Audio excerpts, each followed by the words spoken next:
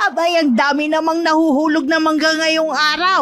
Parang masisira pa yata ang bubong sa lakas ng mga kalabog.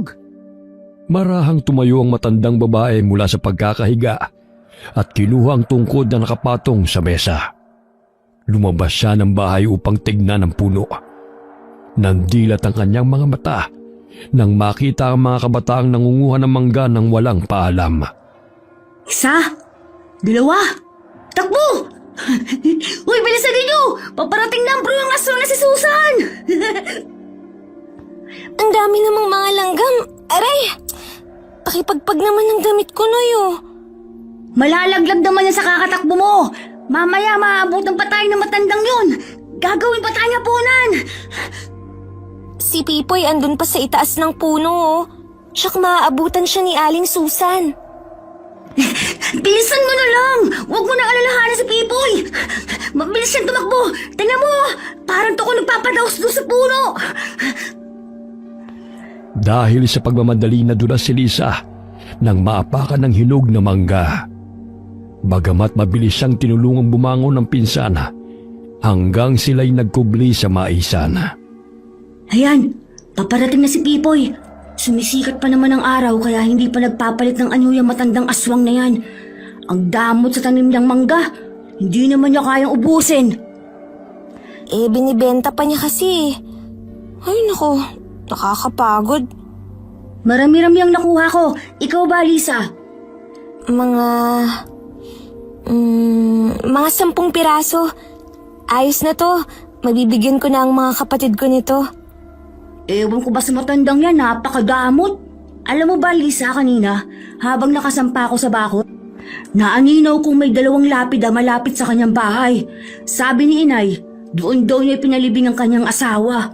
Ayon sa kwentong narinig ko, naging aswang si Aling Susan dahil isinanla niya ang kanyang kaluluwa sa kadiliman. Kaya nga, hindi na siya nakapag-asawa ulit mula nang mamatay ang asawa niya. Parang di naman yun totoo eh. Sa tagal nating naninirahan dito ni minsan, hindi ko pa nakitang naging aswang yan si Aling Susan. Palaging galit, sigurado pa ako. May anak daw yan si Aling Susan. Kaso nga lang, kinain daw niya nung ito'y mamatay. Paano naman nila nasabing kinain niya? Nakita ba nila? Bahala ka kung ayaw mo maniwala. Sa itsura pa lang na matandang niya, nakakatakot niya. Abala sa pag-uusap ang dalawa, habang sina Ellie at Pipoy takam na kumakain ng mangga. Naririnig pa nila ang paghuhurmentado ni Aling Susana. Naninag nilang may bitbit pa itong tungkod habang sila'y hinahanap. Pigil ang kanilang tawa.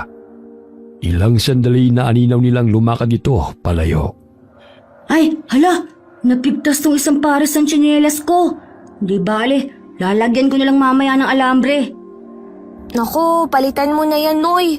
Butas na oh. Kung nagsasalita lang yung tsinelas mo tsak magrereklamo na yan. Wala pa akong pambili. Wala pang anihan kaya pagtitiisan ko na muna ito. Nandyan lang pala kayo, mga batang walang ginawa kundi ang mamerwisyo. Inabala nyo na ang siesta ko. Ninakaw nyo pa ang mga bunga ng mangga. Wala talaga kayong modo. Hala, takbo! Andiyan na si Susan Aswang! Tumalilis ng takbo ang magpipinsan dahil hinahambalo sila ng tungkod ng matandang babae. Nabulabog ng mga ito ang mahimbing nitong tulog dahil sa ingay ng mga mangga bumabagsak sa yero nitong bubong. Mga magnanakaw! Gumaya na kayo sa mga magulang ninyo! Hala, magsilayas kayo! Mga taong mapang-abuso! Nanginginig sa galit na umuwi ng bahay ang matanda. Umupo siya sa tumba-tumbang silya upang muling magpahinga. Madalas siyang pinagsasabihan ng mga bata na aswang dahil sa mataray at nakakasindak nitong mukha. Galit na naman si Aling Susan.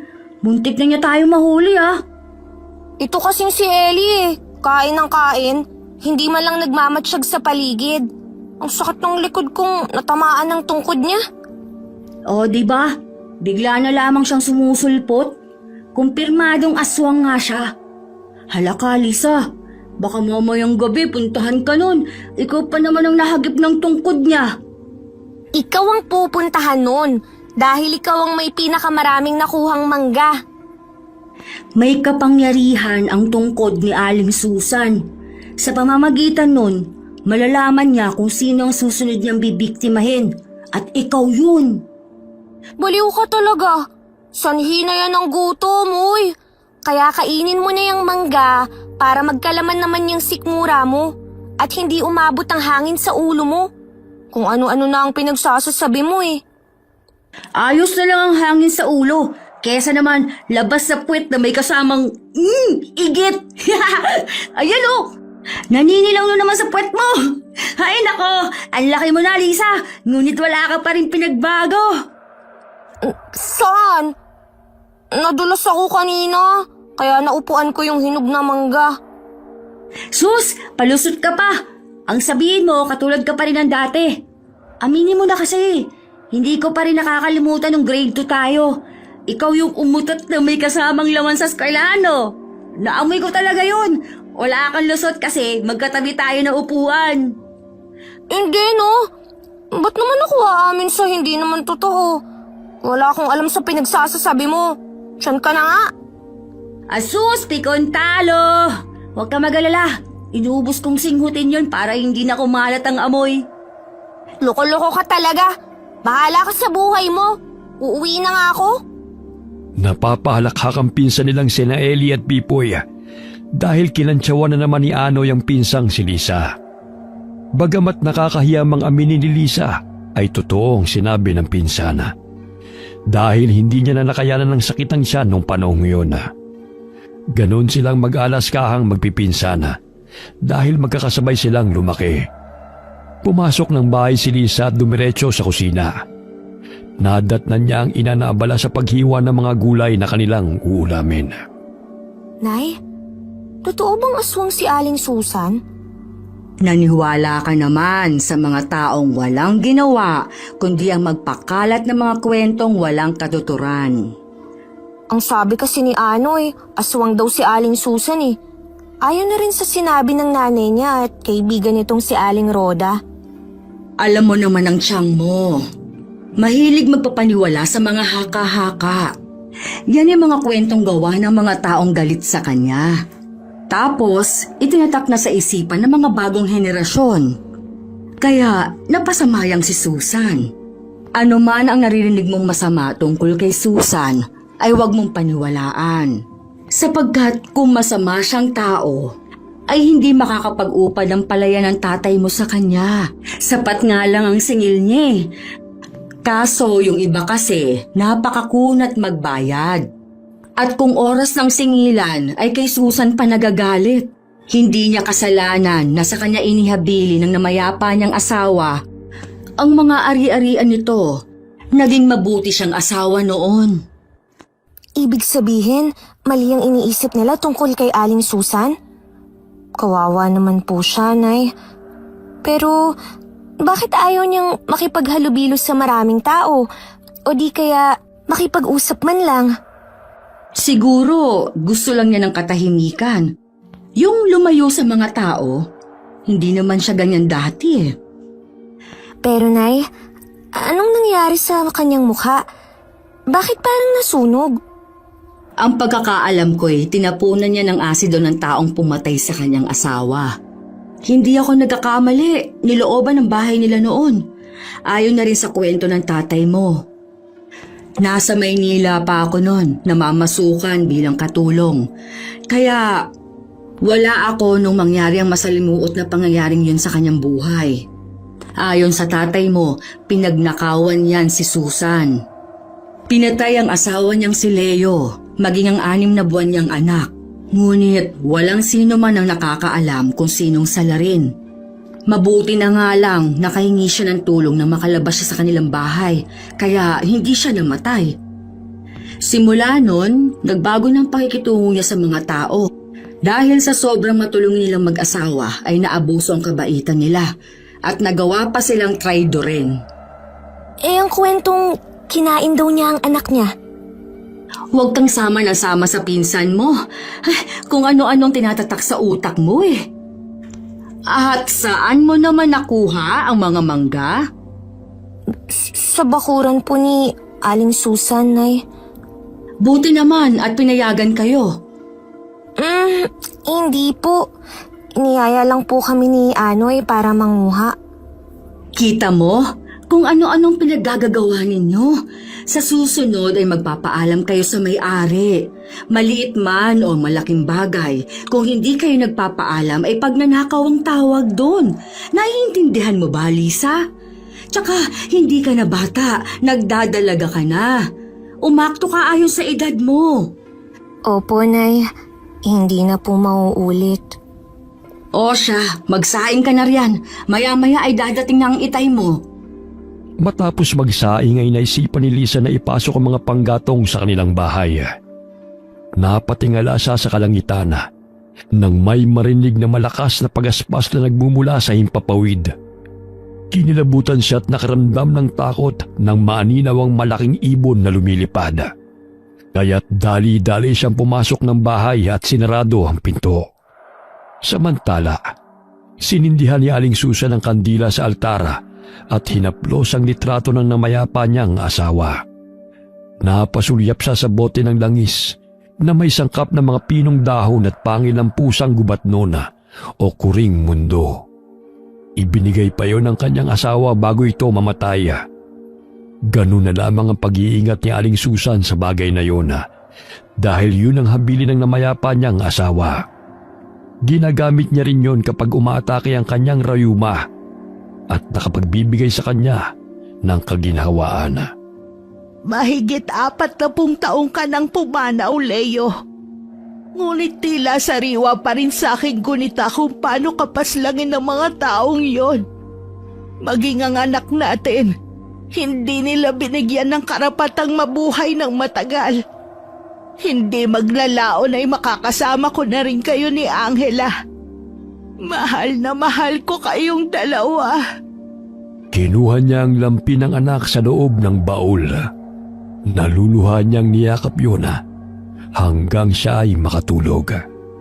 Kinabukasan, habang nagsasalok ng tubig sa balon si Lisa, ay naroon din si Anoy. O Lisa, kumusta? Hindi ka ba pinuntahan ni Susan Aswang kagabi? Bakit niyo naman ako pupuntahan? Close ba kami? Di ba hindi naman? Bakit ka galit? Nagtatanong lang eh. Ba't kasi ang hilig-hilig mong magpapaniwala sa mga maling kwento tungkol kay Aling Susan? Kung aswang nga siya, edi sana nilapa niya na tayong lahat dito sa baryo. Di ba hindi naman? Nasasabi mo lang yan kasi hindi mo siya naakto ang magpalit ng anyo. Alam mo bang may nakakita sa kanyang lumabas ng bahay ng hating gabi? Oh, sino naman ang nakakita sa kanya at nakaaktong aswang nga siya? Si Ninang Roda. Sus, nagpapaniwala ka talaga sa babaeng yan? Sa 10 kwento nun, siya mang hindi makatotohanan eh. Ang isa doon, magdadalawang isip ka kung tama o mali pa. Alam mo namang walang maganda tama sa paningin niya kundi siya. Daig mo pa talaga ang tsismoso. Parang nagmana ka na talaga sa ninang mong yan na mahilig sa pagpapalaganap ng maling kwento. Alam mo, Insan, sabi ni nanay noon, nang mamatay ang asawa niyang si Aling Susan, ayaw niyang pumunta ang mga tao sa lamay. Natural! Kung patayin ba naman ang mga mahal mo sa buhay, sa tingin mo'y magtitiwala ka pa ulit sa mga tao? Gayong sa kabila ng kabutihang ipinakita mo'y kaya ka pang traidorin? Bakit ba parang abogado ka niyang si Aling Susan? Kumakampi ka na sa kanya.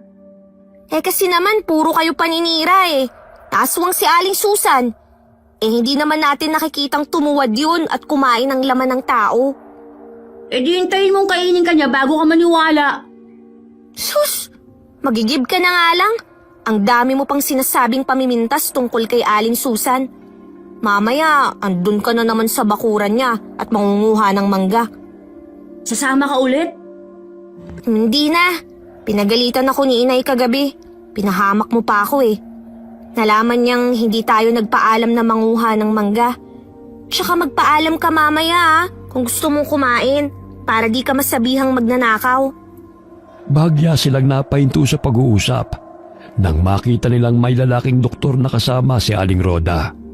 Magiliw itong nakikipag-usap sa mga taga-baryo. Aba, mabuti naman at may doktor na napagawi dito. Hindi na tayo mahihirapan pa na lumuwas ng bayan. Ay sus! Napogiyan ka lang sa doktor na yan eh. Tingnan mo, tumutulo na ang uhog mo sa kakatingin sa kanya. Baliw ka talaga. Wala ka na talagang ginawa kundi ang bantayan ako. Diyan ka na nga. Sinisira mo lang ang araw ko. Nadaanan ni Lisa si Aling Susan na may bitbit ng timba. Batid niyang mag-iigib ito dahil wala naman itong mauutusan. Magandang araw po, Aling Susan. Gusto niyo po bang tulungan ko kayong magigib ng tubig? Kung hindi kita naaabala, Ineng, pwede naman. Alam mo namang masakit ang balakang ko sa pagbubuhat ng mabigat. Ihahatid ko lang po to sa bahay, tapos babalikan ko ho kayo. Huling timba na naman po ito eh. Sige, Ineng. Maraming salamat ha. Matapos na mapuno ni Lisa at ng bunso niyang kapatid ang mga banga sa kanilang bahay, ay bumalik sila ng balona upang ipag-igib ang matandang babae.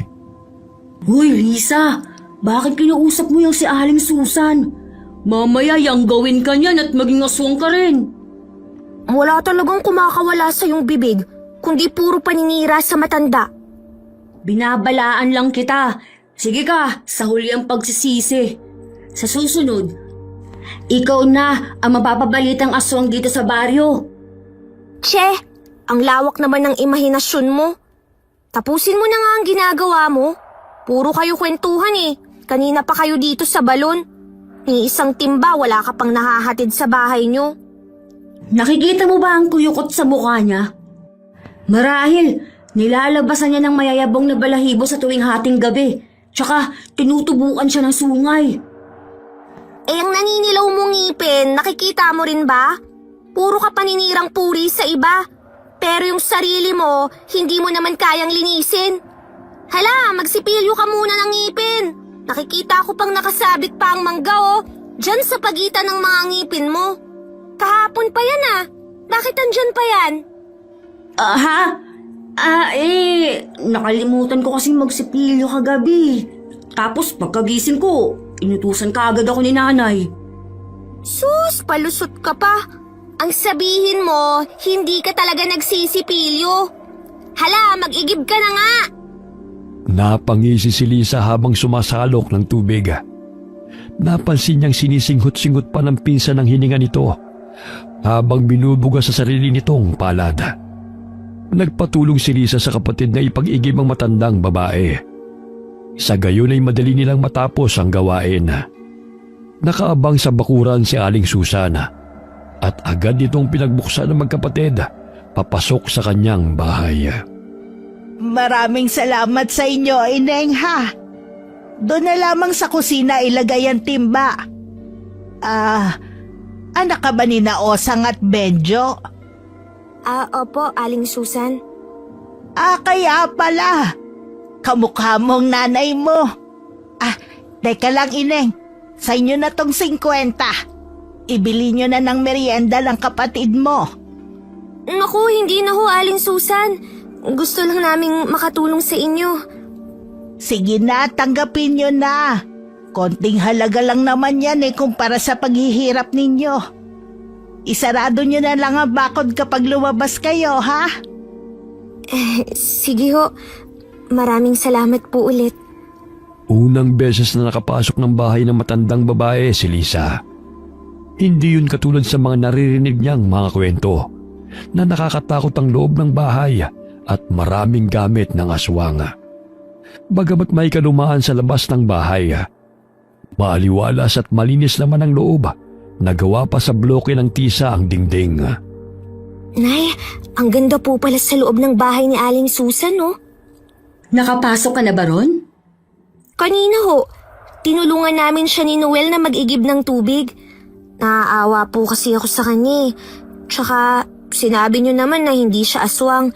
Kaya hindi naman po ako natakot. Binigyan pa nga kami ng pera na pang merienda eh.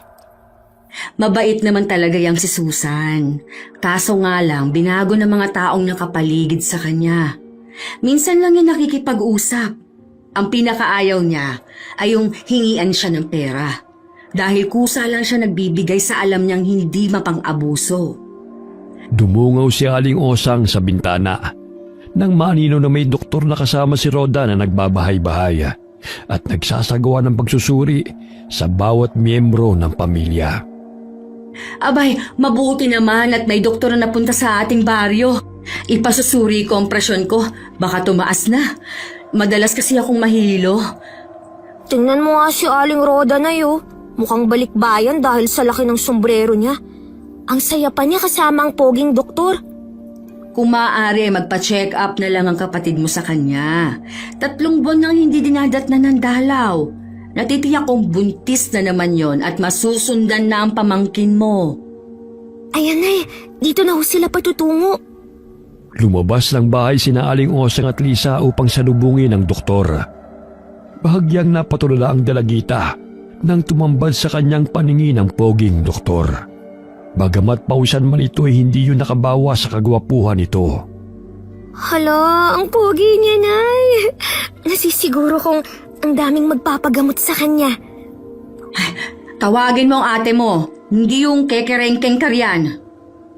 Kerengking kagad? Hindi ba pwedeng napopogian lang? Paismid na umalis si Lisa at tinawag ang kapatid. Napahinto sa paglalabas si Lerma at tinungo ang kinaroroonan ng doktor na sinasabi ni Lisa. Habang nagpapakuha ng blood pressure ang ina, ay hindi maialis ang tingin ng dalagita sa poging doktor. Noon lamang siya humanga sa isang lalaki. Ay, grabe naman. Sobrang bango niya kahit pinagpapawisan na. 100/80 naman po ang presyon nyo. Pagod lang ho kayo kaya nakaramdam kayo ng pagkahilo. Damihan nyo po ang pag-inom ng tubig para gumandang daloy ng dugo nyo. Ganun po pala, Dok. Salamat naman.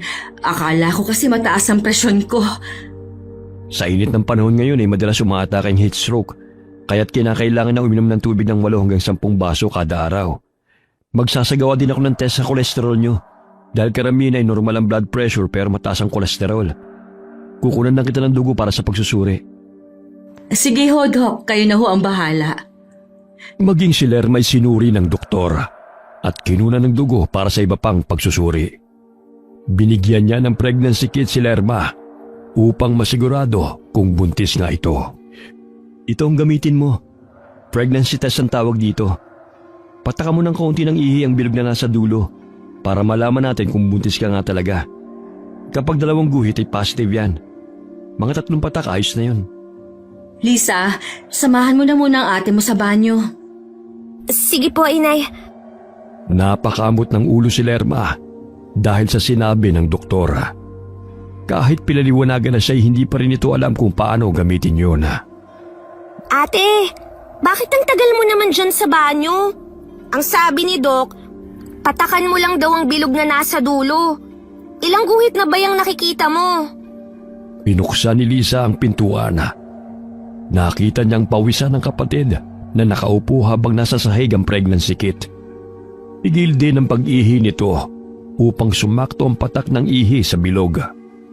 Ate, 3 patak ha. Baka naman mapasobra ang ihi mo. Sabihan mo lang ako pag kailangan mo ng tulong. Ganoon na lamang ang pagtansya ni Lerma na ma-shoot ang patak ng kanyang ihi sa maliit na bilog. Ngunit hindi na niya napigilan ang pagdaloy ng kanyang ihi, kaya nabasa ang buong pregnancy kit. Hala ate, napasobra yata. Nabasa mo na lahat oh. Paano na yan? Bakit ang tagal nyo riyan, ha, Lerma? Lisa? Nay, pumunta muna kayo rito. Para kasing nasobrahan eh. Ay, bakit mo naman inihian lahat yan, Lerma? Ang sabi ni Doc, patak lang eh. Ay, nako. Ikaw naman, Lisa. Bakit hindi mo tinulungan ang ate mo? Dapat kasi hinawakan mo ang pregnancy kit na yan para pumasok ang patak ng ihi niya sa maliit na bilog. May problema ba rin, Aling Osang? Ito po ang pregnancy kit ni Lerma, Doc. Okay na po ba ito? Dinala ni Aling Osang ang pregnancy kit sa harapan ng doktora habang tumutulo pa ang ihi patungo sa sahig. Naku, bakit basang-basa po yan? Ang sabi ko po'y patakan lamang. May malit na drops po riyan.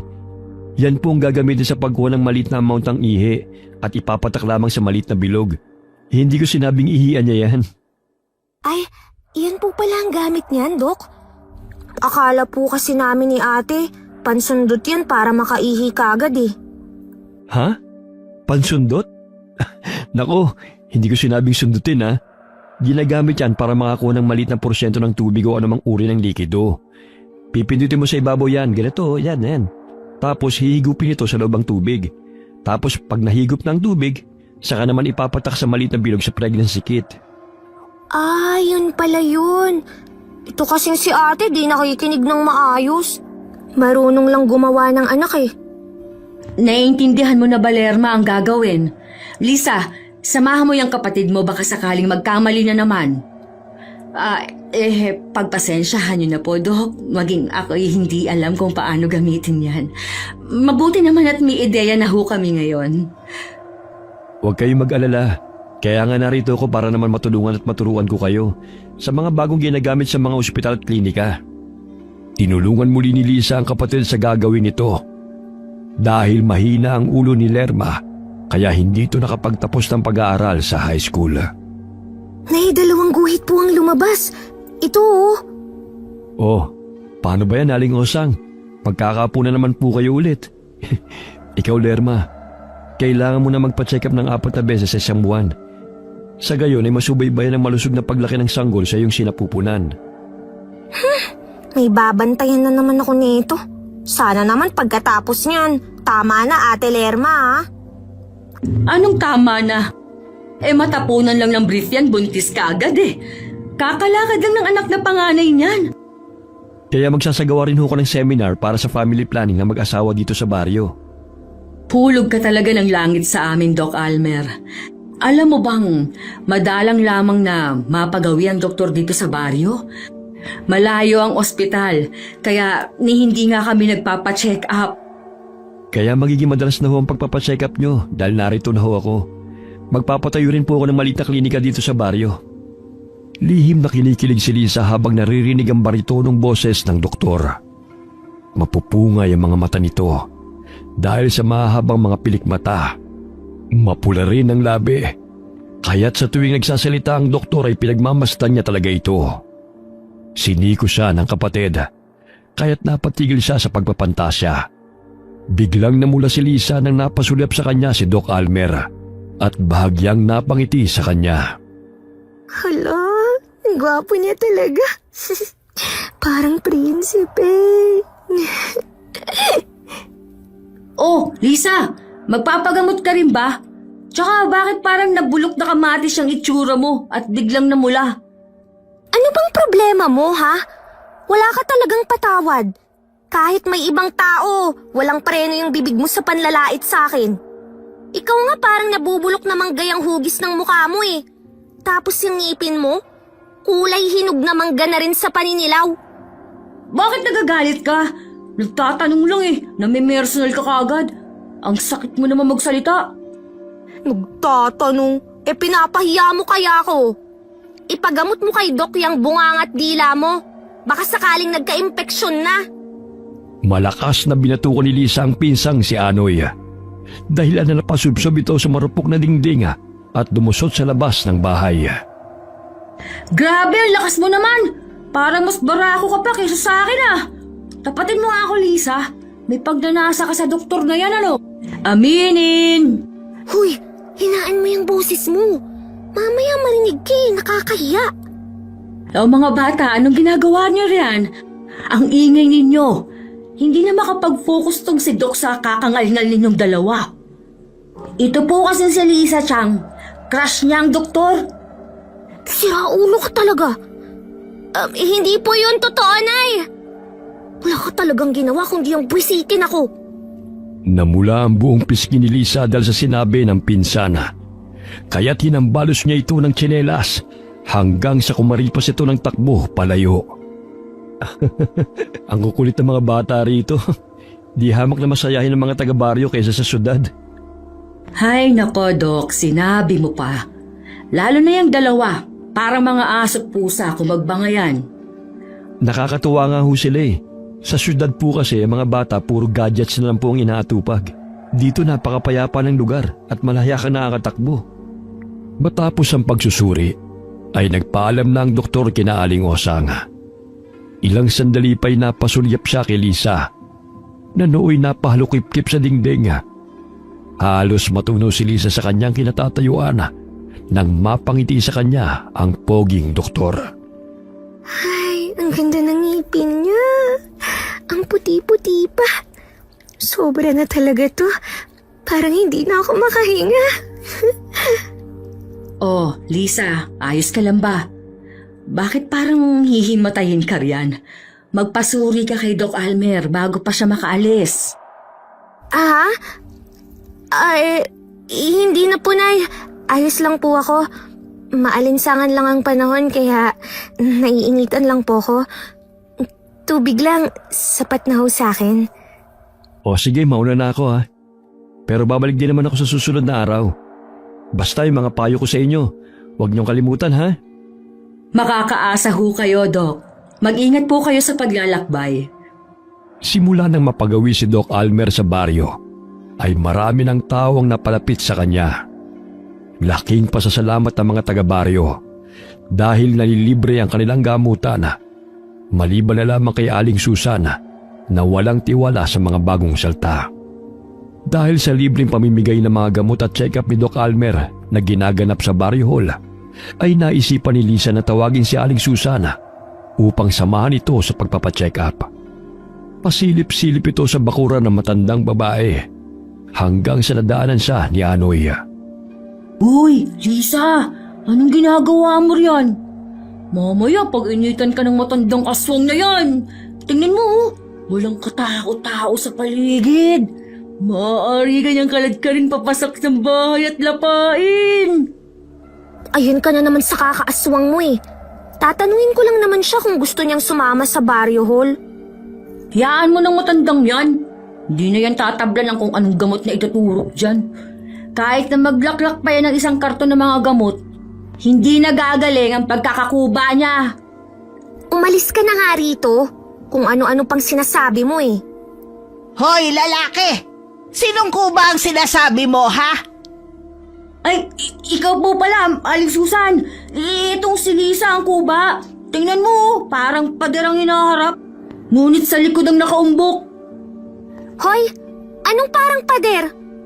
Umuo ka na lang kasi, para di na tayo sumpa ng matandang yan. Anong tayo? Ikaw lang ang isusumpa ni Aling Susan, hindi ako. Ano ba ang sadya ninyong dalawa? Dalian ninyo't naaabala ang paggaganchilyo ko. May libreng check-up ho sa Barrio Hall. Baka sakaling gusto niyong samahan ko po kayo. Ay naku, wag na. Sayang lamang ang oras ko dyan. Puro kayo palibre. O siya, umalis na kayo. Malakas na isinarado ng matandang babae ang pinto. Uugod-ugod na ito sapagkat napinsala ang gulugod nito dahil sa insidenteng mahampas ng bakal ang kanyang likod nang pasukin ang kanilang bahay. Oh, anong napala mo sa matandang yan?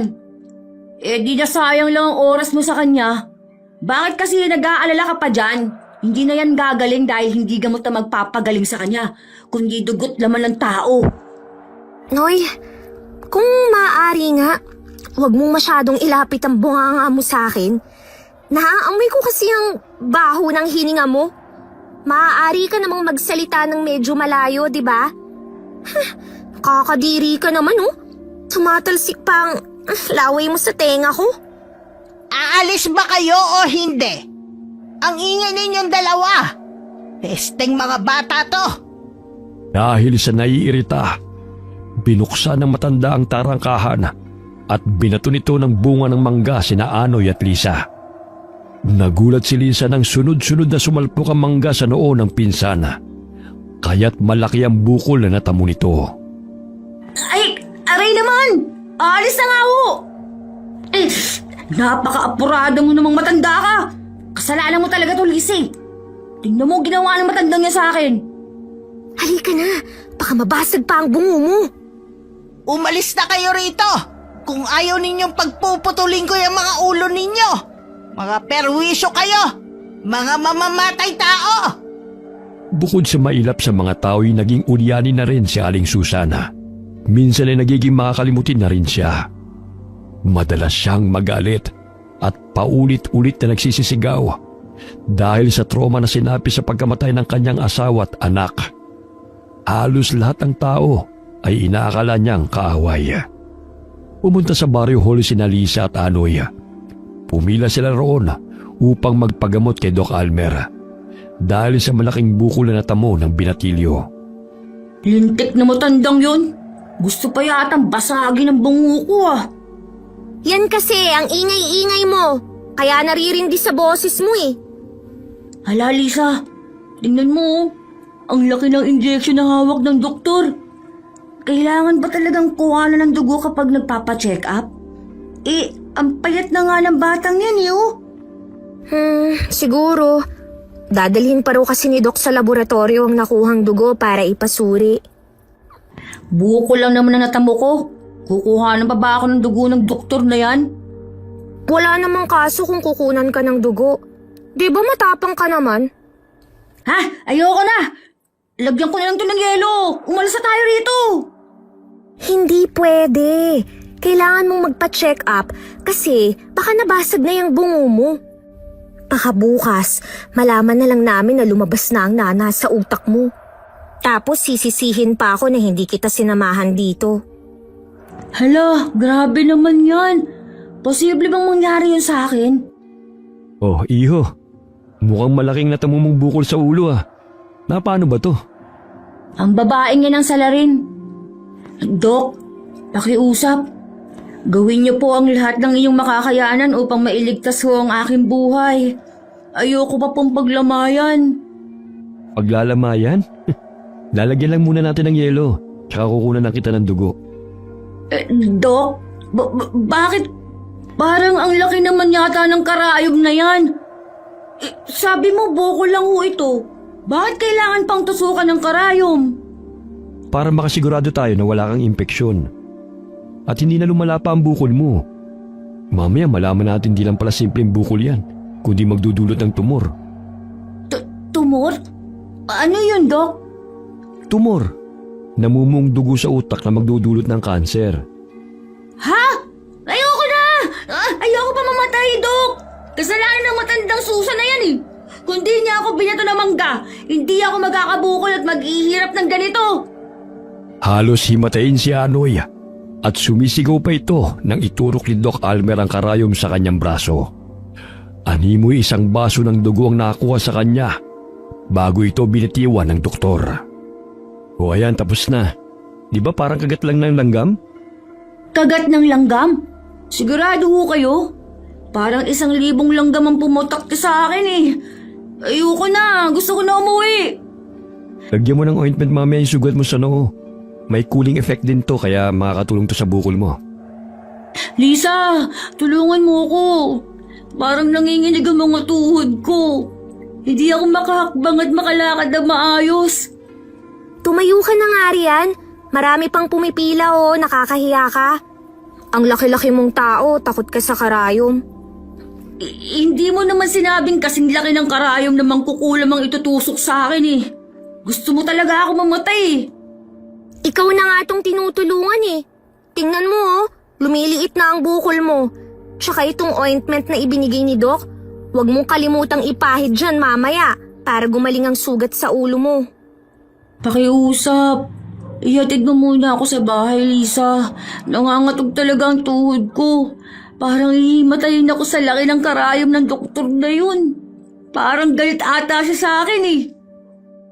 Uy, hindi kaya. Maliit pa nga ang karayom na ginamit sa'yo eh. Maliit pa ba yun? Ano na lang kung malaki ang ginamit? Dinatuyot na ang katawan ko. Lang yung doktor na yun. Gusto pa yatang ubusin ang dugo ko sa katawan eh.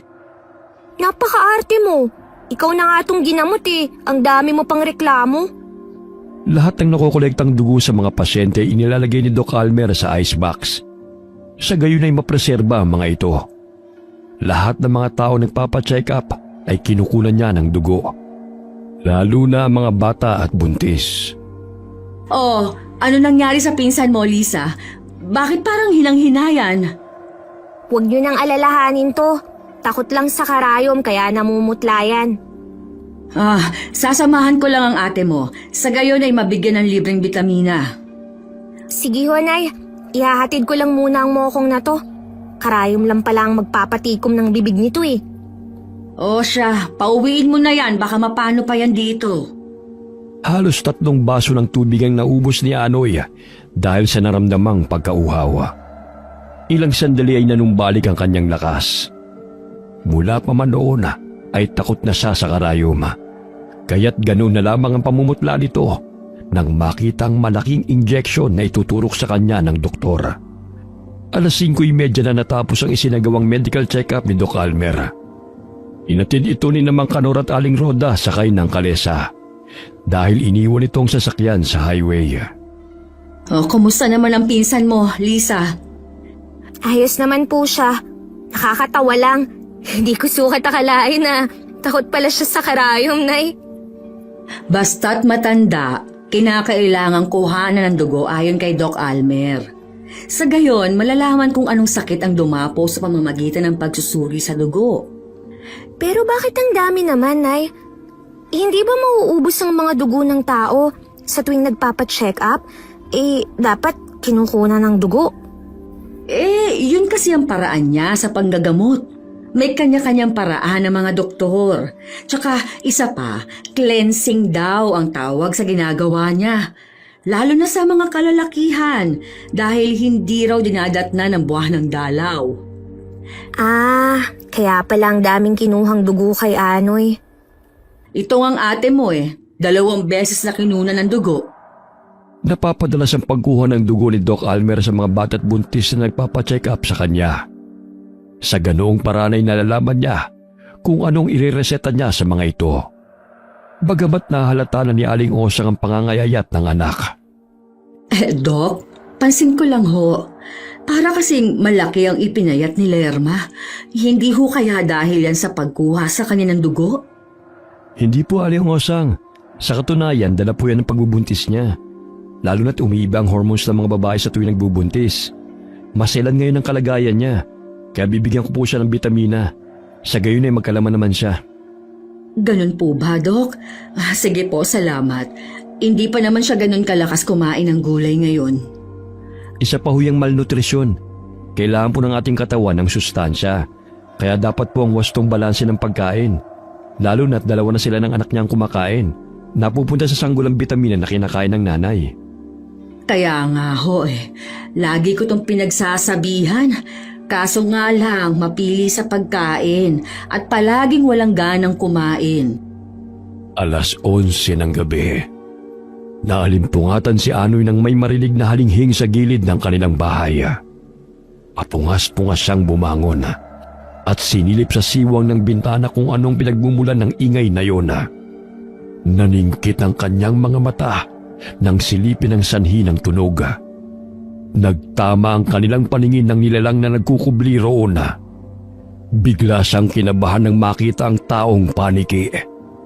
May malalapad itong pakpak at nakausli pa ang matatalim na mga ngipin nito.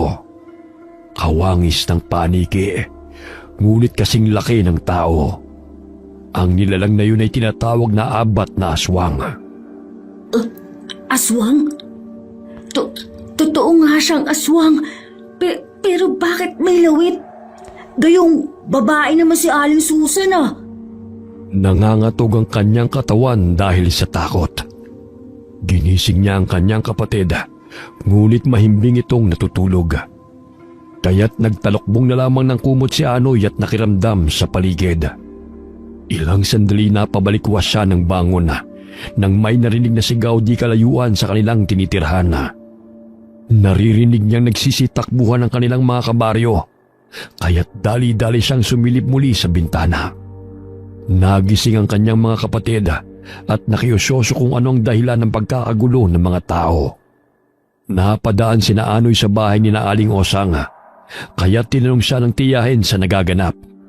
Pinasok raw ho ng taong paniki ang bahay ni Mang Jordan at muntik nang makuha ang 3 taong gulang nitong anak. Mabuti na lang nagising si Mang Jordan, kaya't nailigtas nito ang anak niya. Kaso nga lang, nahagat siya ng aswang. Dahilan na masugatan siya sa braso. Bakit parang papunta sila sa bahay ni Susan? Anong kinalaman ni Susan sa taong paniki na yon? Doon po kasi patungo ang aswang, Chang. Kaya kumpirmado ang matandang si Susan na ang aswang. Bantayan mo ang kapatid mo, Lisa. Sisiguraduhin ko lang kung totoo nga bang sinasabi ng mga kapitbahay natin. Hindi ako naniniwalang aswang niyan si Susan eh. Sasama ako, Nay. Wag na! Dumito ka na at bantayan mo ang mga kapatid mo. Tignan mo ang tatay mo. Wala nang pakialam kung anong nangyayari sa paligid dahil sa pagod. Lingid sa kaalaman ni Aling Osang na sumunod sa kanyang anak upang makiusyoso sa mga tao. Naninaw ni Lisa na binabato ng mga tao ang bakuran ng matandang babae. Kaya't nagising ito at bumangon sa kamang kanyang hinihigaan. Ano na naman ang problema ng mga taong to? Bakit ang bubulabog ng ganitong oras? Teka, bakit umaapaw ang langis sa bote? Masamang pangitain kaya ito? Lumapit si Aling Susan sa mesa at kinuha ang bote. Dahil hindi pa rin tumitigil sa pag-apaw ang langis. Muli niya yung inilapag sa mesa at lumabas ang bahay bitbit ang kanyang sandata.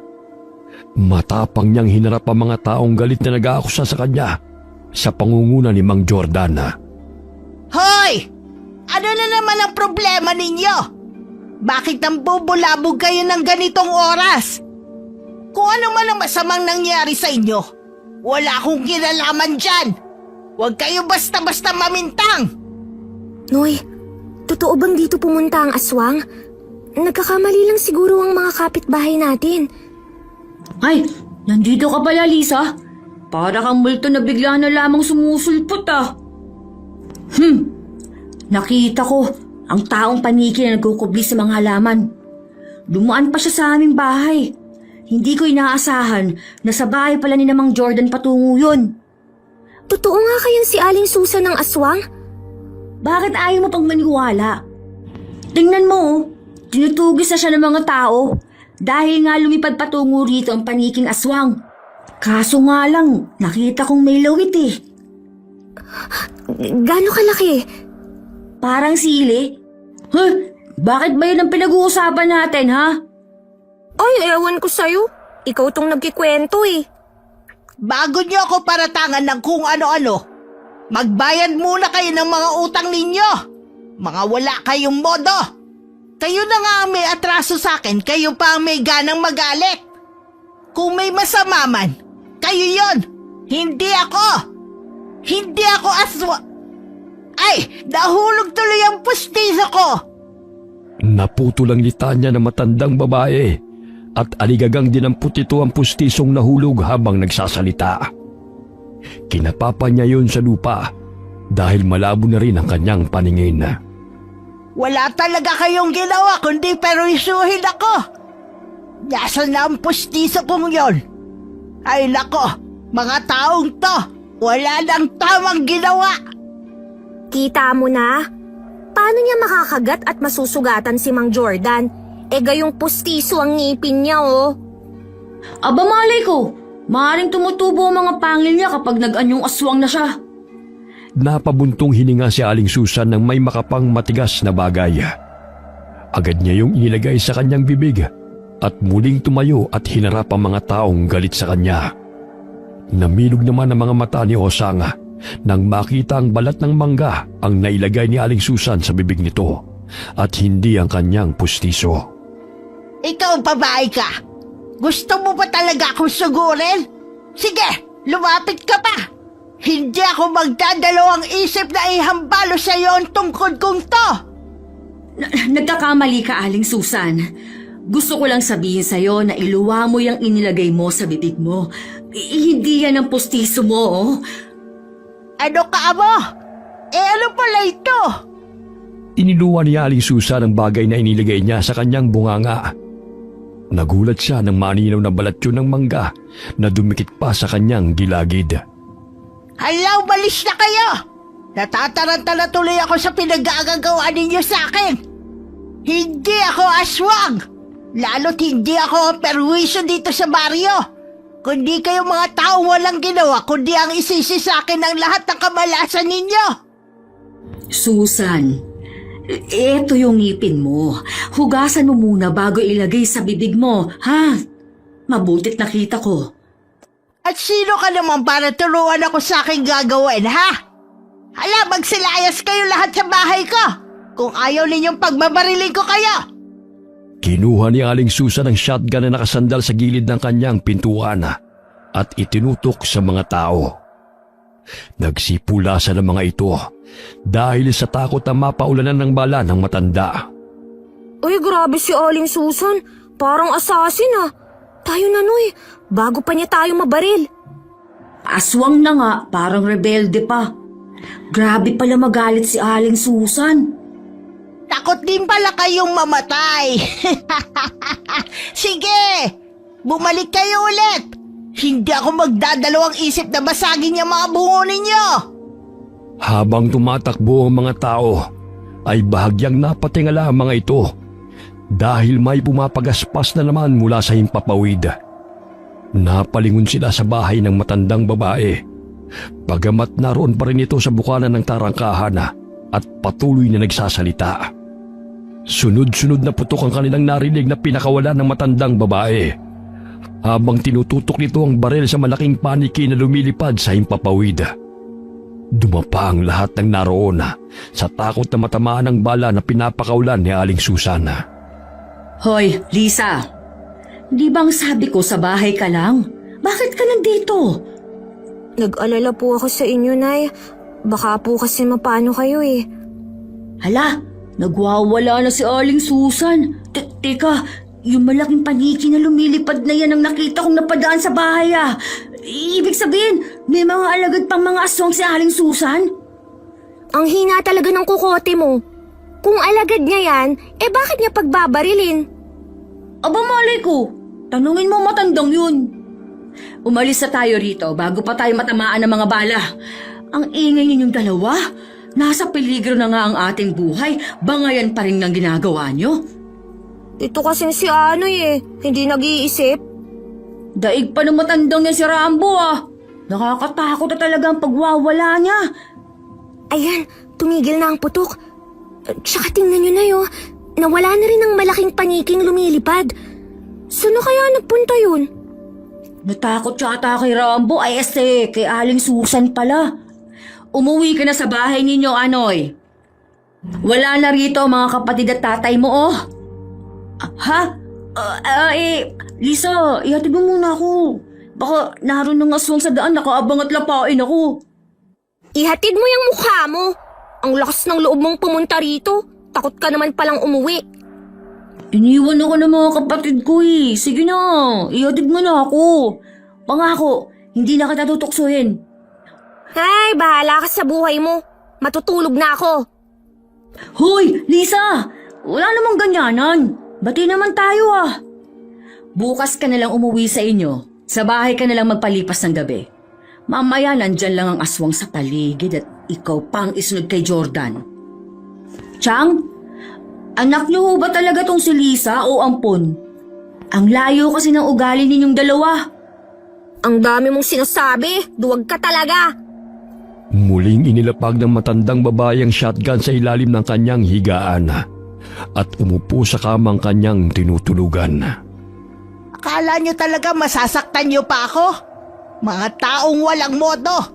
Pagkamalan pa akong aswang. Sila nga itong may mga masamang budhi. Sinira na ninyo ang buhay ko noon. Hindi pa kayo nakukontento. Kinuha ng matandang babae ang bote na may pangil ng pusang gubat nun na nakalapag sa mesa. Hinaplos niya ang langis sa kanyang noo at bahagyang minasaya ang kanyang sentido. Yun ang palaging ginagawa sa kanya noon ng namayapang asawa upang siya'y pakalmahin. Ilang sandali pa'y nakatulog na si Aling Susan. Simula nang ibigay ng kanyang asawang pangil ng pusang gubat noon ay hindi na nito hiniwalay sa kanyang tabi. Wari niya'y nananatiling buhay ang alaala ng kanyang asawang si Leona sa pamamagitan ng pangil na yun, nakahuli-hulihang bagay na iniwan sa kanya. Ay, aswang na walang balakang! Langya ka talaga, Lisa! Mamamatay ako sa gulat sa'yo! 9:00 na! Naghihilig ka pa riyan. Bumangon ka na nga! Dahil hinahanap ka na ni Chong. Akala niya inilapa ka na ng aswang eh. Bah, parang bahay mo lang ah. Nakabuka ka pa yung mga paa mo. Mamaya maapakan ka pa riyan eh. Wala namang buhusan ng tubig. Parang hihiwalay ng kaluluwa ko sa pinaggagawa mo eh. Oh, bakit ganyan ang ayos mo? Parang nakakapanibago ka naman. Sasamahan ko si Ate Lerma na magpa-check up kay Doc Almer. Kaya pala bihis na bihis ka. Teka, magpapacheck up kayo? Ibig sabihin kukunan na naman ng dugo yung kapatid mo? Gano'n naman talaga ang paraan ni Doc Almer. Bakit ba? Hindi ka ba naaawa kay Ate Lerma? Halos isang ihip na lang ng hangin, matatangay na yan eh. Abay, tigilan niyo na muna ang pagpapakuha ng dugo. Lalo na't kasing laki ng karayom na mangkukulam ang ginagamit ng doktor na yun. Hindi ka nga mamamatay sa karamdaman. Pero sa laki ng karayom na ginagamit niya, siguradong masisimot ang dugo sa katawan ng pasyente. Kaya tigok agad. Ang sabihin mo, takot ka lang. Totoo naman ah! Ano pa bang dugo ang kukunin kay Ate Lerma? Parang kalansay na nagdadalang tao na lang yan oh. Kulang na lang sumilip sa pusod yung sanggol na pinagbubuntis upang magreklamo eh. Maawa ka naman sa kapatid mo. Tsaka gusto mo lang naman samahan si ate dahil gusto mong makita ang doktor na yon. Asa ka pang mapansin ka nun? Hoy, para sabihin ko sa'yo, magmumug ka nga muna bago mo ako pagsabihan. Nanunuot sa buto ng ilong ko yung baho ng hininga mo. Pagdating ng baryo hall ay marami-rami nang nakapilang mga buntis. Kaya sumunod na upo si Lerma sa isang babae. Napansin ni Lisa na malaki din ang pinagbago ng katawan ng katabing babaeng buntis. Bakit kaya imbes na magkalaman sila parang katulad rin siya ni ate na pumayat, maging ang ibang buntis at mga batang nagpapacheck up dito. Oh, Lisa, nasaan ang ate mo? Andun po, Nay. Pang-10 ho siya. Nay, pansin ko lang, parang pumayat po ang lahat ng mga buntis. Katulad yung si Jenna. Hindi ba't malaman siya noon? Ngayon, humuhulma na ang buto niya sa balikat, oh. Ang sabi kasi ni Doc Almer, natural lang daw yan sa mga buntis dahil nagbabago ang hormones nila. Ikaw, Nay, nung nagbuntis ka ba sa aming 5, pumayat ka rin ba? Hindi, tumaba nga ako. Kaso nga lang, wala pang uso mga prenatal na yan. Tsaka walang libreng gamot at check-up katulad nito. Maswerte nga ngayong panahon dahil natutukan ang kalusugan ng mga tao dito sa baryo. Anong natutukan? Tignan mo nga kung malusog ba ang mga babaeng nagdadalang tao na yan. Kulang na lang higupin ng doktor na yan ang sanggol sa sinapupunan ng mga buntis. Ah, ikaw pala, Aling Susan. Magpapacheck up ka rin ba? Hindi. Naparito ko para sabihin sa inyo na itigil na ninyo ang kahangalan ninyong yan. Mapapahamak lang kayo sa ginagawa ninyo. Inilalagay lamang ninyo sa panganib ang inyong mga buhay. Magandang araw po, Aling Susan. Umupo muna ho kayo rito sa silya, oh. Baka matumba ho kayo. Pansamantalang napatigil sa pagsasalita si Doc Almer habang nagpapaliwanag sa isang buntis nang marinig ang galit na tinig ng matandang babae. Nilapitan niya ito upang pakalmahin. Magandang umaga po, nanay. Ano po bang may paglilingkod ko sa inyo? Ikaw, anong pinagagagawa mo sa mga tao? Ilang linggo ka nang pabalik-balik dito sa baryo. Ngunit imbes na bumuti ang kalagayan ng mga tao, mas lalong lumala pa. Nay, kumalma lang po kayo. Mamaya tumaas po ang presyon niyo at mapano pa kayo. Huwag mong lokohin ang mga tao rito. Tingnan mo sila. Imbes na maging malusog ay mistulang mga sakitin ng pangangatawan. Isa kang huwad na doktor. Hindi ko po kayo pipilitin na maniwala sa aking kakayahan. Ginagawa ko lamang ho ito upang makatulong sa mga tao. Pagpasensyahan niyo na po si Aling Susan, Doc. Ganyan lang po talaga siya. Mainitin ang ulo at ulanin na rin. Huwag po kayo mag-alala, Aling Osang. Naiintindihan ko po siya. Mga uto-utong tao! Huwag kayong magpapaniwala sa huwad na doktor na yan! Gusto lamang kayong ipahamak niyan! Ilang sandali lumakad palayo ang matandang babae. Bit-bit ang kanyang tungkod. Ngunit patuloy pa rin ang pambubulyaw nito. Lisa, ano nangyari sa matandang yan? Bakit galit na naman siya? Pumunta dito tapos inaway si Doc Almer. Maging kami pinagsisisigawan niya. Grabe naman ang katapangan ng matandang yan. Pinaglihi talaga siya sa mga gangster eh. Mamaya mahulog na naman ang postiso niya sa kadaldalan. Pawisang bumalik sa kanyang inuupuan si Doc Almer. Naniningkit ang kanyang mga mata habang tinatanaw ang matandang babae na paika-ikang lumalakad sa kalsada. Pinahid niya ang pawis na tumatagaktak mula sa kanyang noo. Nakapanyang kumulubot ang kanyang balat, kaya't dali-dali niyang tinungo ang palikuran at pasimpleng dinala ang isang malit na bote na may lamang dugo. Ang lakas ng loob ng matandang yan. Gusto pa talaga akong kalabanin ha. Walang sino man ang makakapigil sa akin. Hindi ikaw, tanda. Nilagok ni Doc Almer ang dugo.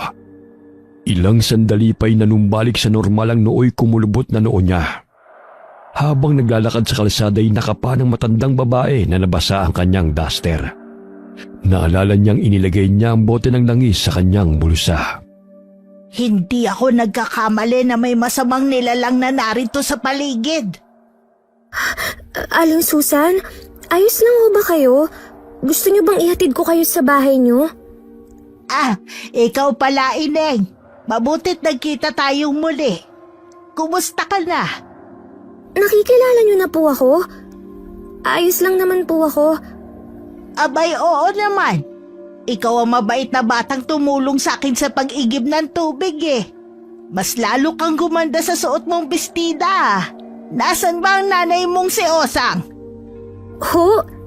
Ay, nakaharap niyo na po siya kanina. Nagkasagutan pa nga kayo eh.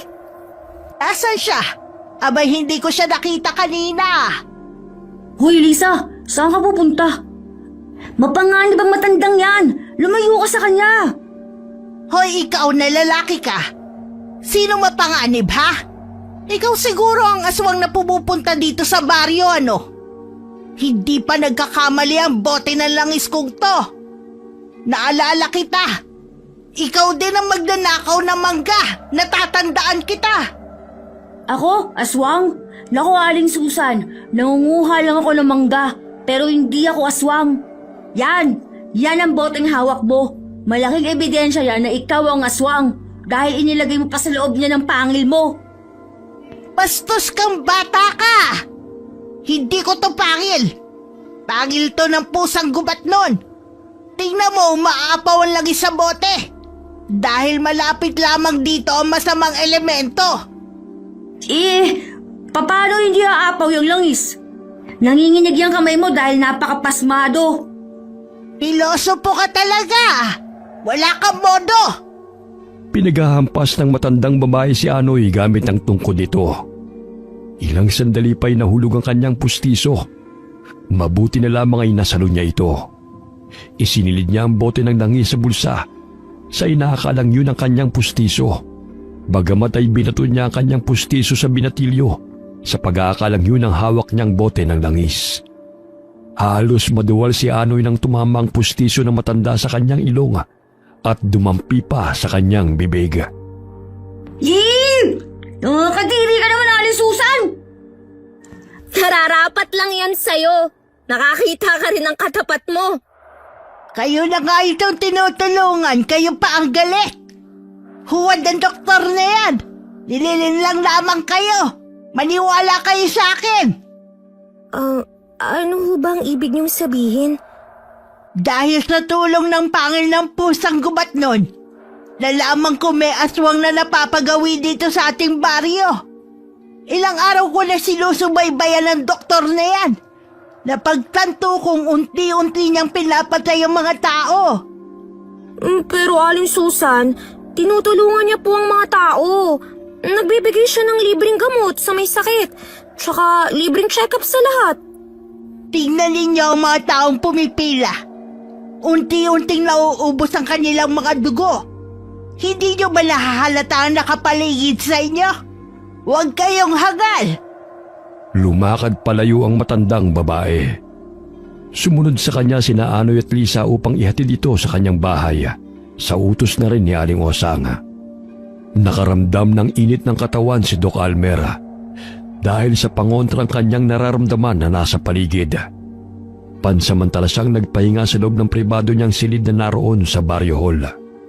Lihim siyang uminom ng 3 basong dugo na kanyang kinuha mula sa mga pasyente. Lintik na matandang yon. Gusto pa akong ipahamak. Alam kong siyang may dala ng pangontra. Dahilan na mahirapan ako ng ganito. Kung hindi ko lang kailangan ngayon ng dugo, hindi muna ako pupunta rito upang makapagpahinga rin dahil sa natamo kong sugat. Kailangan kong makalikom ng maraming dugo dahil habang tumatagal, mas dumarami ang pangangailangan ng katawan ko para mapanatili kong pagiging bata. Ayokong tumanda. Dali-daling itinago ni Doc Almer ang mga specimen cup sa ilalim ng kanyang mesa nang may marinig na katok sa pinto. Pangiti siyang lumabas ng silid at muling hinarap ang mga tao. Nabagot si Lerma sa paghihintay kaya't napagpasahan itong umuwi.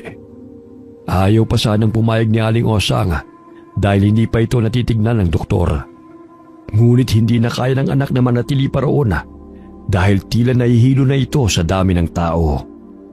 Napadaan sila sa bahay ni Aling Susana. Naaninaw ni Aling Osang na naroon sina Anoy at Lisa na nangunguha ng mangga. Anong ginagawa niya riyan? Mamaya paghagalitan na naman kayo ni Susan sa pangunguha ng mangga. Hayaan mo na ang mga bata.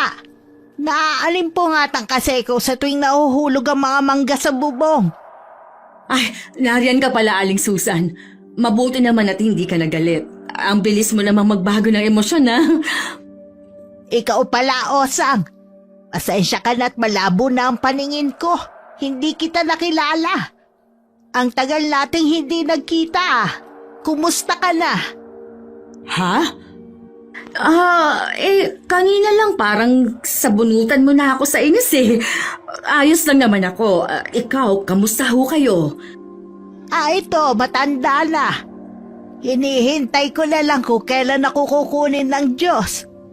Sa ganun makakasama ko na sa kabilang buhay ang aking pinakamamahal na asawa at anak. Oh, ito na ho. Isang sakong nakuha namin ni Lisa. Abay, ang dami naman pala. O siya ay uwi na ninyo yan. Totoo? Umiba yata ang ihip ng hangin Kabayaran ba yan ang pagpapatikim mo sa akin ng mga postiso mo, Aling Susan? Abay, kung ayaw mo, ilagay mo na lamang dyan at ipakuha sa ibang mga bata. Naku, hindi naman po kayo mabiro.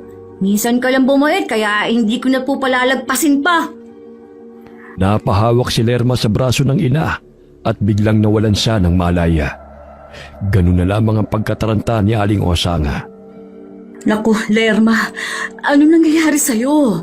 Dali, Anoy, kagayin mo muna yung ate mo at dalhin natin kay Doc Almer. Huwag mo siyang dalhin sa huwad na doktor na yon. Ipasok mo siya sa bahay. Ilapag mo ang babaeng yan sa sopa. Ineng, pakiabot nga ang bote ng langis na nakapatong dyan sa mesa. Akin na at mapahiran tong tiyan ng kapatid mo. Opo. Gumising ka na, Lerma. Ano bang nangyayari sa'yo, anak?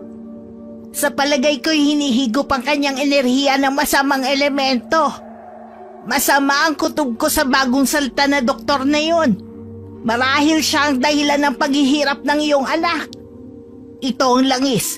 Ipahid mo sa kanyang tiyan. Maging sa buo niyang katawan. Sa gayon layuan siya ng elementong unti-unting humihigop sa kanyang lakas. Sabihan niyo ang mga tao na layuan ng doktor na yon. Siya ang nagdadala ng kamalasan dito sa baryo. Pero Aling Susan, malayong maging aswang si Doc Almer. Noon hindi ko alam kung ano ang gamit ng mutyang pangil ng pusang gubat noon bago pa ibigay ito sa akin ni Leo. Ngunit nang makita kong umaapaw ang langis habang papalapit ako sa huwad na doktor na yon, kinutuban ako ng masama. Nais ko sana magpatingin sa kanya nung nakaraang linggo dahil nangangalay ang likod ko. Bigla na lang umilaw ang mutya na nasa loob ng bote at walang tigil sa pagbula ang langis. Isa siyang aswang. Maniwala kayo sa akin. Sayang naman kung nagkatotoo yung kutob niyo, Aling Susan. Huwag mo nang salungatin ang sinasabi ng matandang yan. Tingnan mo, galit na naman siya. Ang bilis siya magbago ng reaksyon. Pwede na nga siyang maging bida kontra bida sa teleserye. Paano kaya natin malalaman na totoong aswang nga si Doc Almer? Basta maging handa lamang kayo anumang oras. Nararamdaman kong babalikan niya ang mga sanggol na nasa sinapupunan ng mga buntis. Lalo na't inuunti-unti niyang hinihigop ang lakas ng mga babaeng nagdadalang tao. Pareho na tayo may masamang kutob sa doktor na yan, Aling Susan. Unang beses pa lang akong tinurukan ng karayom. Puot na po ang nananalaytay sa ugat ko para sa kanya. Ang sabihin mo, takot ka sa karayom. May pot-pot ka pang nalalaman dyan. Maya-maya'y nagising si Lerma. Napasapo siya sa kanyang tiyana dahil sa nararamdamang paghilaba. Hindi pa niya kabuwanan dahil 7 buwan pa lamang yun. Ngunit napapangiwi siya dahil sa sakit. Muling pinahiran ng langis ng matandang babae ang tiyan ni Lerma at humiwa ng luya. Ipinahid niya yon sa tiyan ng babae. Ilang sandali pa'y guminhawa ang pakiramdam nito. Lumabas ng bahay si Aling Susana. Bit-bit ang bote ng langis na may mutya ng pusang gubat noon. Bit-bit nito ang mahabang bagay na nakasilid pa sa telang baga. Aling Susan, saan ho kayo pupunta? Mag-aalas 7 na ho ng gabi Madilim na't malabo pa naman ang paningin niyo. Babalikan ko lang ang huwad na doktor na yon.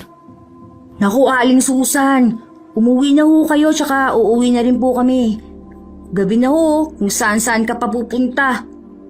Umuwi kayo kung gusto ninyo. Babayaan ninyo ako. Lumakad patungo ng baryo hol ang matandang babae. Bit-bit ang bagay na nasa telang sisidlan. Hinatid na lamang ng tingin na magpinsa ng matandang babae dahil galit na naman ito. Namilog ang mga mata ni Lisa nang makitang nadapa ang matanda. Hoy! Tulungan niyo ako rito! Mga walang ya! Akala ko ba'y sasamahan ninyo ako? Ang sabi mo, ihahayaan ka namin sa gusto mo. Ang lakas ng loob mong sugurin ng doktor na yun. Parang 1 taong gulang na bata ka lang naman kung maglakad. Ang daldal mo! Samahan mo na ako sa huwad na doktor na yon. At meron lang ako sasabihin sa kanya. Walang nagawa sina Anoy at Lisa kundi samahan ng uugod-ugod na matanda sa baryo hall. May ilang tao pa ang naroon kaya't hindi pa nakapagpahinga si Doc Almer sa kanyang tinutuluyang silid. Ikaw na huwad na doktor. Tigilan mo na ang paluloko sa mga tao. Alam kong isa kang aswang. Umuwi na po tayo, Aling Susan. Magpahinga na ho kayo. Oh, nanay, bakit hindi pa ho kayo nagpapahinga? Makakasama sa kalusugan niyo po ang pagiging magagalitin. Wala akong pakialam. Niloloko mo ang mga tao. Isa kang aswang. Dumukot ng asin sa bulsa ang matandang babae at isinabo yun sa mukha ni Doc Almer. Ganun na lamang ang pagkagulat ng doktora dahil sa naramdamang hapdi sa kanyang pisngi. Sinabuyan siyang muli ni Aling Susan ng langis na nagmumula sa bote na may mutya ng pangil ng pusang gubat noon. Dahilan na tumindi ang hapdi na naramdaman ng doktora.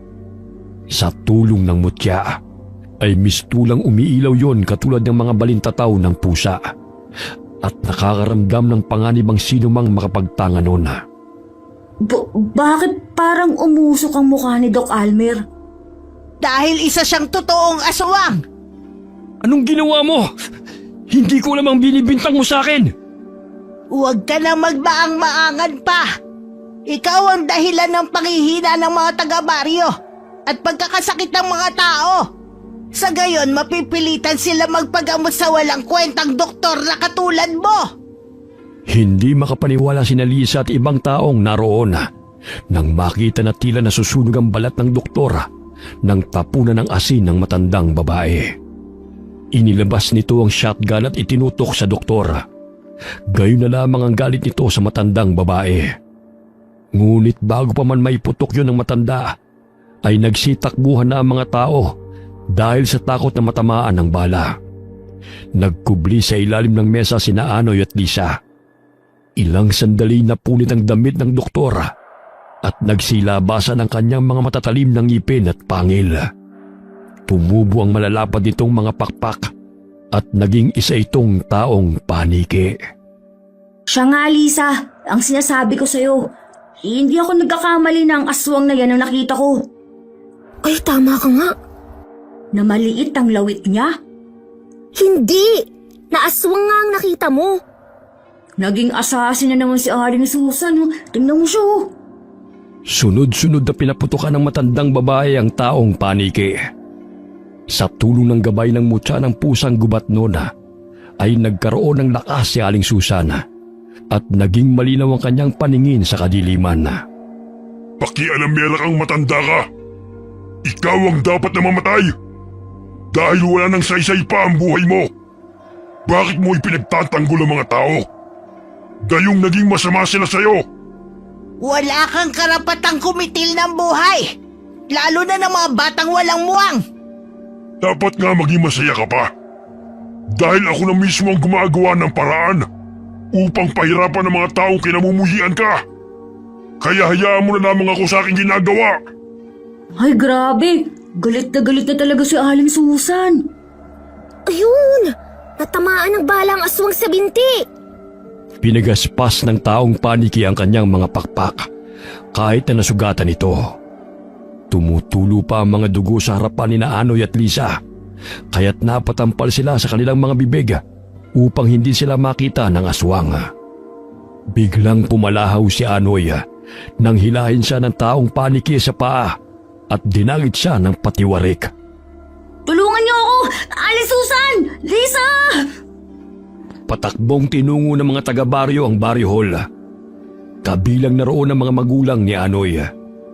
Laking pagkabahala ng kanyang ama nang marinig ang palahaw ng anak habang dinadagit ito ng malaking paniki.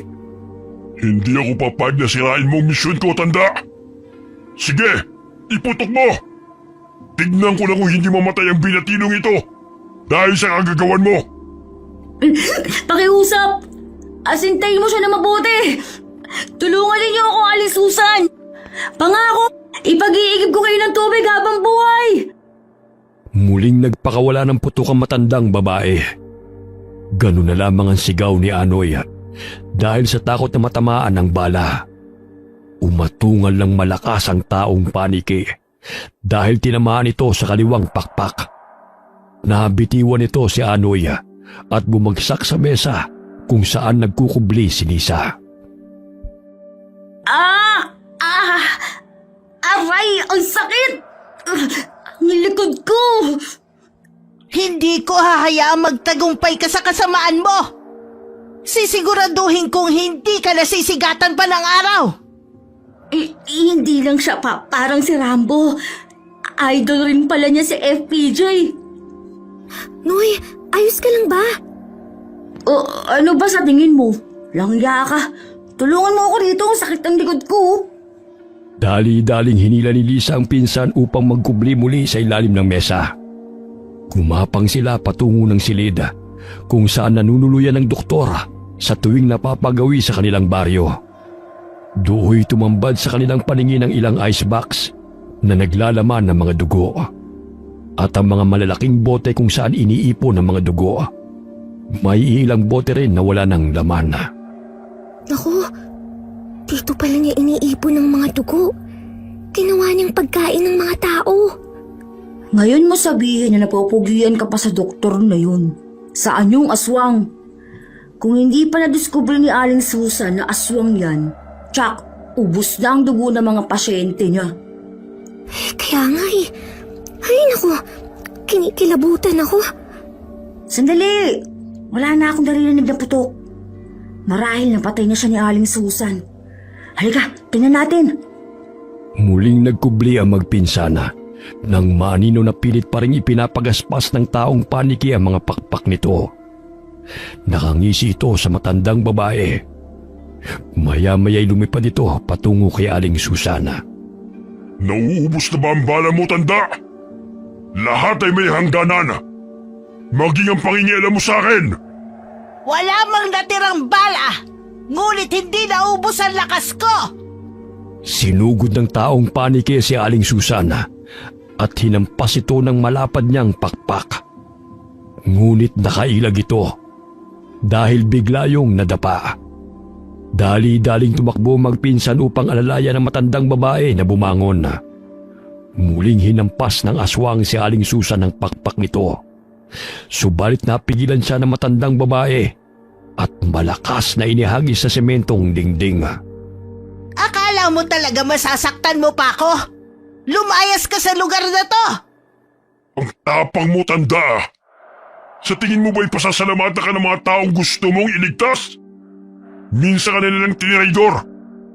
Baliw, ulyanin, at aswang ang tawag nila sa'yo. Bakit ka pa magpapakabayani? Sa mga taong tingin sa'yo ay basura. Huwag kang maniwala sa kanya, Aling Susan. Hindi yan ang tingin namin sa'yo. Tama! Tama, Aling Susan! Kakampin niyo kami! Tumahimik kayo, mga balimbing! Wala akong pakialam kung masama man ang tingin nila sa akin. Ang importante, wala akong inaapi. Hindi katulad mo, isang manggagamit. Katulad ka rin ng mga taong pumaslang sa aking asawa at anak. Ang dapat sa'yo, mamatay! Sige, Aling Susan! Patayin mo siya! Ayun, uy. May mga kahoy. Tulungan natin si Aling Susan. Patakbong kinuha ng dalawa ang mga nakatumpok na mga sanga ng kahoy at tinulungan ng matandang babae sa paghahambalo sa taong paniki. Ganun na lamang ang atungal nito at pilit na sinasangga ng kanyang mga pakpak ang pagsugod ng kalaban. Maya-maya'y dumating ang mga tao. Tumambad sa kanilang paningin ng taong paniki na dugo ang nakasandal sa dingding ng barrio hall. Ayan, hindi na ho siya gumagalaw. Siguro patay na siya. Ay, mabuti naman at wala nang makakasakit pa sa atin. Nagkamali tayo sa taong ating pinagkatiwalaan. Mabuti na lamang naagapan ng kanyang paghahasik ng lagim. Ayaw niyo pa kasing maniwala sa akin eh. O siya, ligpitin niyo na ang aswang na yan. Tumila po ng 4 na taong humila sa taong paniki nang ipagaspas nitong muli ang dalawa niyang pakpak. Sinakmal nito ang isang lalaki sa leeg. Sumilit pa ang dugo nito habang nilalantakan ng aswang ang kanyang laman. Akala niyo siguro ganun kadali niyo akong mapapatay. Hindi ako papayag na amoy lupa lamang ang makakatalo sa akin. Nakikita niyo ba ang taong ito? Hindi lamang dugo ang kukunin ko sa inyo, kundi maging ang mga laman niyo. Uubusin ko kayong lahat. Ha? Nako, Aling Susan! Amoy lupa raw ho kayo. Papayag ka ba sa sinabi ng aswang na yan? Ineng, pakikuha ang pote ng langis sa bulsa ko. Dahil patatahimikin ko lang ang walang modong aswang na yan. Wala na hong bala ang shotgun ninyo. Paano pa natin matatalo ang aswang na yan? Kailangan nating ipalunok sa kanya ang pangil ng pusang gubat nun. Kinahiligan niyo na talagang magpatikim ng ngipin. Kung hindi pustiso mo. Eh, ang pangil naman na yan. Pambihira kayo talaga. Ay, dapat lang. Dahil yun ang paraan upang matalo siya. Bigla na lang sumagi sa isip ko kung ano ang gagawin. Kaya't ikaw na magpalulon sa kanya nito. Pinagli ka naman yata sa kiti-kiti. Dahil sa bilis mong tumakbo't kumilos. Gagabayan ka rin ng mutya na to. Ay, iba na lang po utusan ninyo. Nakita nyo naman na binalibag ako ng aswang na yan kanina eh. Pakiramdam ko'y nagkandahiwa-hiwala yung mga ribs ko. Mamaya, dagitin na naman ako ng aswang na yan. Ikaw na! Natitiyak ko naman kayang-kaya mong talunin ang aswang na yan eh. Di hamak na mas bata at malakas ka kesa sa kanya. Ipakita mo ang katapangan mo, Noy! Wala sa lahi natin ang lalampalampa! O edi ikaw na. Matapang ka eh. Ikaw nga ang inuutusan eh. Ikaw tong lalaki ah. Habang sinusugod ng ibang kalalakihan ng paniking aswanga, ay tumitila po ng mga ito sa tuwing natatamaan ng malalapad na pakpak. Nangangatog ang mga kamay na hinawakan ni Anoy ang mutya ng pusang gubat noon. Ngunit hindi niya mawari ang lakas na nararamdaman na nananalitay sa kanyang katawan. Umalilis siya ng takbo patungo sa paniking aswanga bago pa man ito makalipad pataas. Tila isa siyang pusang tumalon upang hilahin ang mga paa nito dahilan na bumagsak ito sa lupa. Wala kang kadala-dala. Gusto mong ikaw ang isunod kong lantakan? Hindi kami papayag. Natatakasan mo ang atraso mo sa amin. Hindi rin ako papayag na mapatay lang ang mga pobreng katulad nyo. Wala pang ipinanganak na makakatalo sa akin. Ah, ganun ba? Eh di wow. Gamit ang isang kamay ay hinawakan ng binatilyo ang paa ng aswanga at paulit-ulit na binagsak ito sa lupa. Namanghasa sa lakas na kanyang taglaya, kaya't nawilis ang sakta nito. Pinaikot-ikot niya ang aswang sa ere hanggang sa ito'y mahilo bago binitiwan at bumagsak sa pader ng baryo hall. Ipalulun mo na sa kanya ang pangil! Kahit anong gawin mo, masasaktan mo lang siya! Ngunit hindi mapapatay! Anong klase nila lang to na walang kamatayan? Eh, nasa na ba ang pangil na yun? Nawala ko ata ah. Bilisan mo na hanggat mahina pa siya! Mamaya kapag nakahigop na laman ang dugo, magiging malakas na yan! Nakapa ni Anoy ang mutyang pangil sa kanyang bulsa, kaya't kumaripa siya ng takbo patungo sa nahihilong aswang at pilit na sinusubo ang mutyang pangil sa bunganga nito. Hay, ano ba yan? Dahil pang isang linggong hindi nakapagsipilyo ah. Ang baho at ang lansa. Ano pang hinihintay mo? Isubo mo na sa kanya! Ayaw niyang mga Aling Susan. Hoy, kainin mo na to para makauwi na kami. Ilang sandali dumilat ang mga mata ng aswang at niyapos ang binatilo ng malapad nitong pakpak. Dahilan na mahirapan sa paghinga si Anoy. Nilalapat rin ito ang bunganga sa mukha ng binatilyo upang ito'y kanyang sakmalin. Ngunit sa tulong ng mutya ay nagkaroon ng lakas ang binatilyo na makawala at paulit-ulit niyang sinuntok ang mukha ng paniking aswang. Ayan, isubo mo na. Dami mo pang arte. Pinapahirapan mo pa ako. Inis na pinalulun ng binatilyo ang mutyang bato. Ilang sandali pa'y lumiwanag yun dahilan na maging siya'y napatras. Umatungal ng ubod lakas ang taong paniki at pinagaspas nito ang malalapad niyang pakpak. Aling Susan, ano po ba ang nangyayari sa kanya? Siguro napapaso. Parang tinutupukan laman niya. Hanep pala ang kapangyarihan ng mutyang yun ha. Saan kaya makakatagpo ng pangil na yun? Maging ang mga taong naroon ay hindi makapaniwala sa kanilang nasaksihan. Nangingisay ang katawan ng aswang at unti-unting naging abo ang bahagi ng katawan nito hanggang sa tuloy na itong naglaho. Nawala ang liwanag kasabay ng pagiging abo ng aswang. Dinampot ni Anoy ang mutyang pangil na naroon sa lupa. Ganyan pala kalakas ang kapangyarihan ng mutyang pangil ng pusang gubat nun na iniwan sa akin ni Leo. Grabe naman. Ang dami niyo palang taglay na kapangyarihan, Aling Susan. Baka sakaling pwede naman pong makahingi ng mutya. Sa'yo na lang daw ang pustiso niya. Ay, ayoko nun. Kahit lahat ng ngipin na ibigay sa akin, ay hindi ko talaga tatanggapin. Umuwi na nga tayo. Marahil hinihintay na tayo ni Osang sa bahay. Nang masiguradong wala na ang aswang, ay nagsiuwian na rin ang mga taga-baryo sa kanilang bahay. Kahit may isang lalaking nasawi man, ngunit laking pasasalamat ng mga ito dahil sa tulong ng matandang babae. Gayon na lamang ang paghingi nila ng tawad kay Aling Susan dahil sa kanilang maling paratang. Unti-unting nanumbalik ang lakas ng mga buntis at mga bata sa baryo. Batid ni na Aling Susan na ang mga bata at buntis ang puntirya ng aswang. Ngunit hindi ito nagtagumpay sa masama nitong balak. Sumapit ang araw ng panganganak ni Lerma. Isinilang niya ang babaeng sanggol at pinangalanan nitong Anghela.